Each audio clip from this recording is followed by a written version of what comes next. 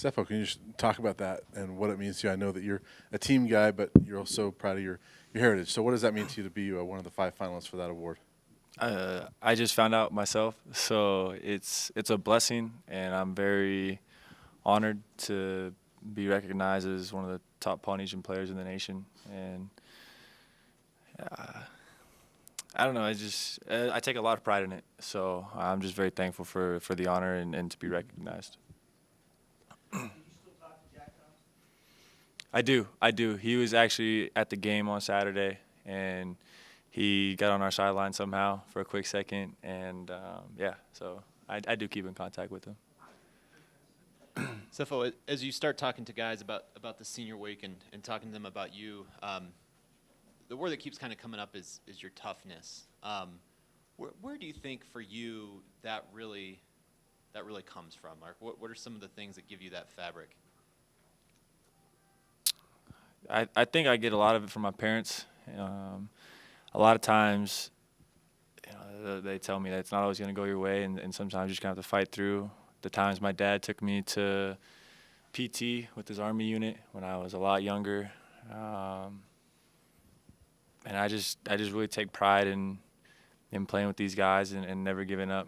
And there's times where sometimes you can't continue on, and for the most part, it's nicks and bruises. And if you can't play through that, then sometimes, in my mind at least, I just feel like if I can't play through it and it's just a nick or a bruise, then I shouldn't be on the team. And so that's where I think I get it from, mainly my parents and how they raised me.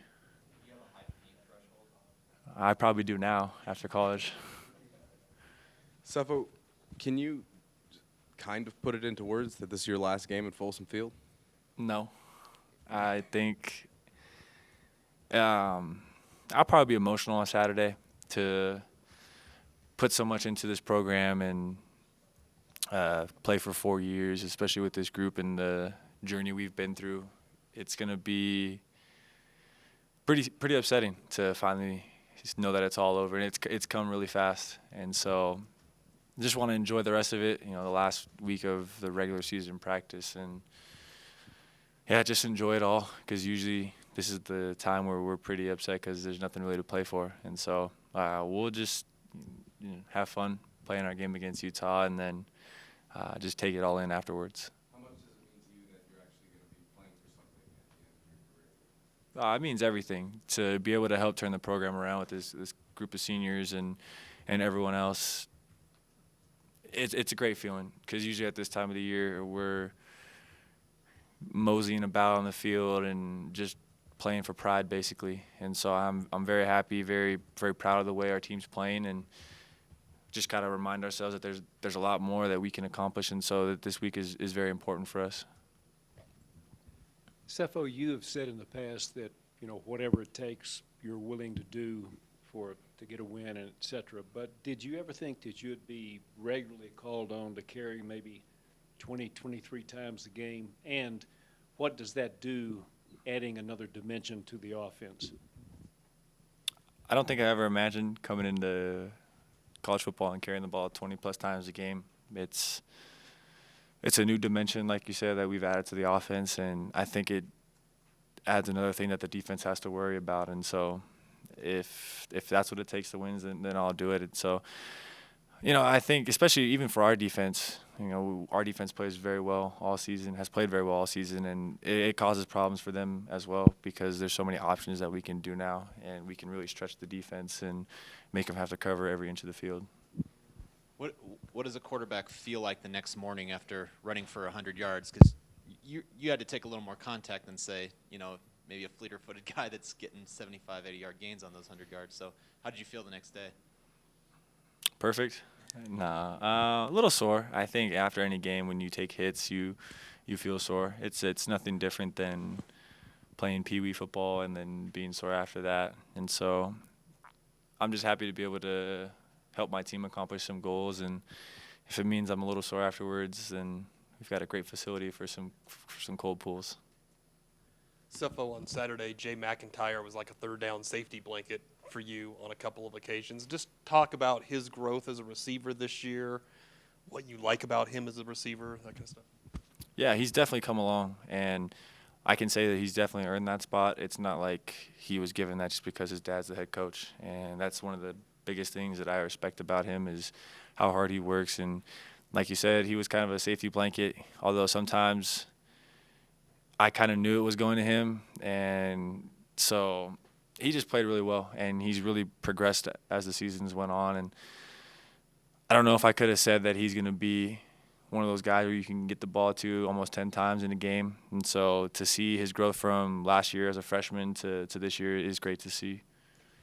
Sefo, I'm racking my brain trying to think of a player that's been more universally loved by his teammates than you, which is a marvelous legacy for you to take out of here. But as a leader, I'm curious. You got to strike a balance between accountability and the responsibility to one another and be able to foster that kind of love and respect. How have you been able to do that as a leader? Because that's a tough balance to create, I think. Yeah, definitely. I think a lot of the guys respect me. A lot of the guys really enjoy being around me. I think the freshmen hate me right now because I don't want this program to fall apart after I leave, and so I'm pretty hard on missing tutors and missing class, and so we've been up together, them and the captains, at 4:45 in the morning for punishment, and so there is a fine line. Some of them get really grumpy with me, but I think for the most part it's really important to stress just that it's not just about football, and that those things that are on the outside could really leak into that, and football can leak into life. And so just trying to stress those guys that, school is very important, and if they're going to hate me for that, it'll be probably for the week, and I'll take that. It's important for those guys to learn at a young age.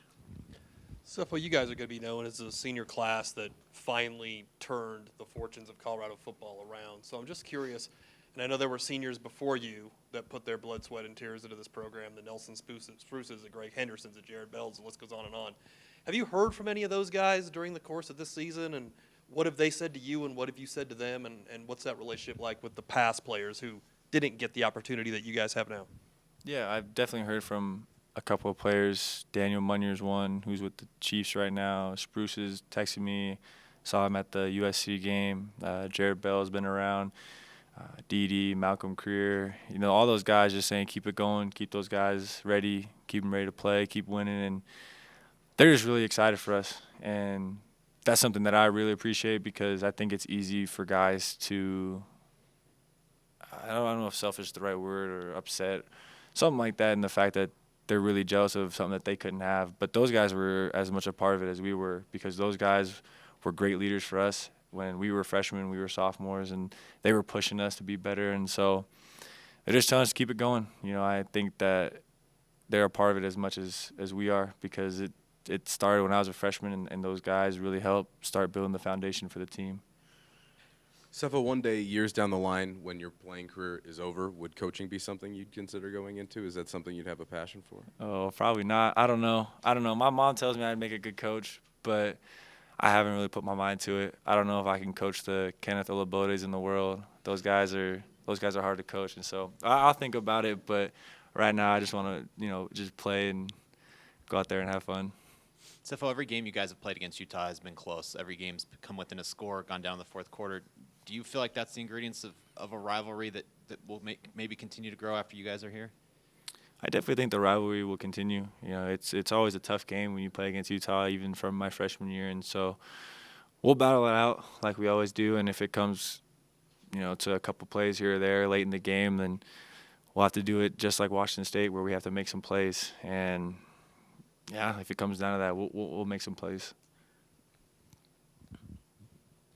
When kids go to college, it's when you become a boy to a man, a lot of development happens during your college years. And as a football player who's, at times the face of this university, as you prepare for your final home game here at Colorado, I'm just interested, what are your feelings about Boulder and about the University of Colorado, and have you created a lifelong bond with this place? And I definitely think so. I definitely think I have a very good relationship with people both on and off the field, and even if people don't like me because of my play, that's okay. Everyone's entitled to their own opinion. And so I really enjoyed going to school here. You know, like I told someone last week, I pay out of my own pocket to come here on an unofficial visit, and I wanted to see how it was outside of football. And it was kind of the closest thing to the family feel that I could get in terms of going away from home and getting a scholarship. And so that's the main reason why I came here, even when the whole coaching staff change occurred. So I'm just very thankful, very happy to have come to the University of Colorado. And if I had to go through it all again, I'd do it. Sefo, back here. I heard hold you're a big, one you're with a big Call of Duty fan. I was just wondering, who would you say is the best on the team? Definitely not the big forehead Kenneth Olabode. If I had to say, Sefo Liufau is probably the best. Close second is Chidobe Awuzie, and third is probably we'll go with Kenneth Olabode. He's a good team player. He has some good call-outs. We've got good communication on the headsets. Thanks, guys.